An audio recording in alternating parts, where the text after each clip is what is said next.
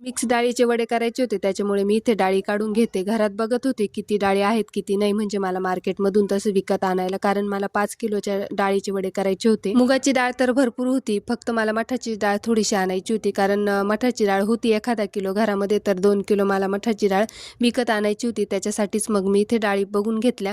पाणी आलं होतं, तर मग भांडे राहिलेले होते, दुपारपासून भांडे साचलेले होते, कारण 2 दिवसापासून पाणी नव्हतं. वड्यांना कागद लागेल म्हणून तो पण मी भिजत ठेवला निरमाच्या पाण्यामध्ये.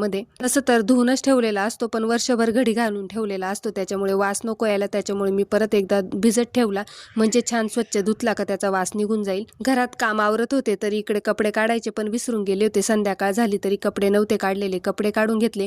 आणि हे द्राक्ष जे आहेत तर ते मी जसे तसे वाळत टाकलेले होते, तर ते मोकळे करून घेतले. घरीच मनुके तयार करते मी, दरवर्षी 3 ते 4 किलो मनुके करते, कारण खूप द्राक्ष आलेले असतात वानोळा, तर मग फेकून देण्यापेक्षा मनुके तरी तयार होतात, आणि विदाऊट केमिकल मनुके खाल्लेले कधी पण चांगले असतात.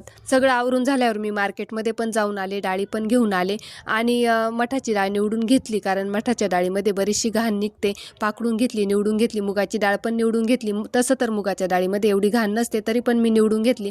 आणि मला ओवा, जिरे जे पण काय आहे तर ते निवडायचं होतं, बारीक करून ठेवायचं होतं, ती पण माझी तयारी करायची होती. आणि एकीकडे माझा स्वयंपाक पण चालू होता. स्वयंपाक झाला, जेवण झाले.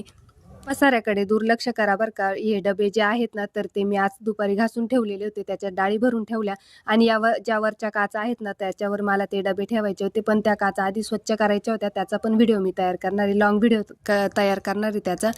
तर चला भेटूया नेक्स्ट व्हिडिओमध्ये, तोपर्यंत सगळ्यांना बाय.